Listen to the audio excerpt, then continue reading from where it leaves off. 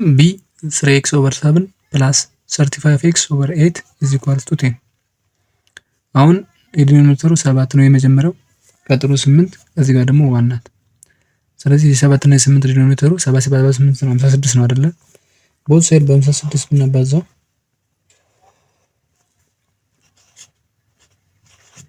ዲኖሚኔተሩ ይጠፋፋልናል። 3x/7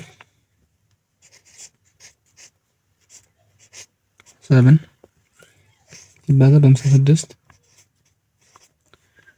ሲደመር 35x/8 ሲባዛ በ56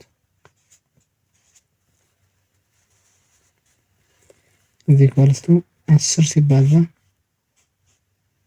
በ56። አሁን 56 ሲካፈል ለ7 8 ጊዜ 8 ሲባዛ በ3 24x ሲደመር 7 ጊዜ 35 በ7 30 ጊዜ 7 210 ነው አይደል? 21 ስለሆነ 21 ከዛ 5 በ7 35 2 45 ሲደመር 2 45 ኤክስ ኢዝ ኢኳልስ ቱ 10 ሲባዛ በ6 560 እና ይሄ ይደመራሉ። 24 ኤክስ ሲደመር 245 269 ኤክስ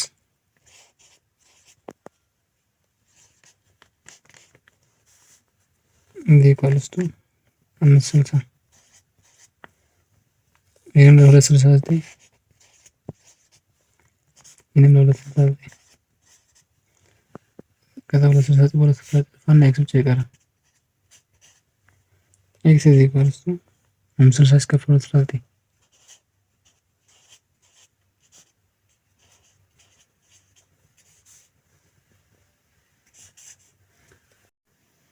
ሲ 2x/5 ማይነስ 2/3 ኢዝ ኢኳልስ ቱ x/2 ፕላስ 6።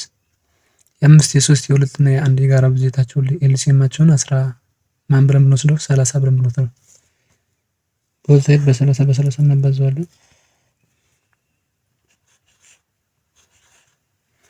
አሁን ልክ እንደዚህኛው ስቴፕ 2x/5 ሲባዛ በ30 ሲቀነስ 2/3 ሲባዛ በ30 ኢዝ ኢኳልስ ቱ x/2 ሲባዛ በ30 6 ሲባዛ በ30 ነው። ስቴፑ ሙሉ ማባዛት እንደዚህ ማለት 30 ዲስትሪቢዩት ነው፣ ሁሉን ታባዛለች ማለት ነው።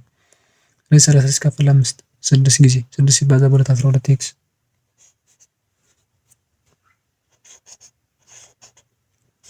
12x 30 ሲካፈል ለ3 10 ሲቀነስ 20 ሲቀነስ 20 ኢዝ ኢኳልስ ቱ 30 ሲካፈል 15x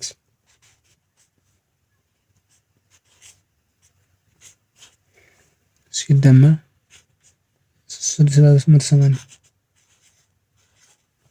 12x 15x 15 እና 12 ይቀናነሳል፣ ወደዚህ ሲመጣ ይሆናል 12x እና 15x 15 ወደዚህ ሲመጣ ኔጌቲቭ 3x ይሆናል።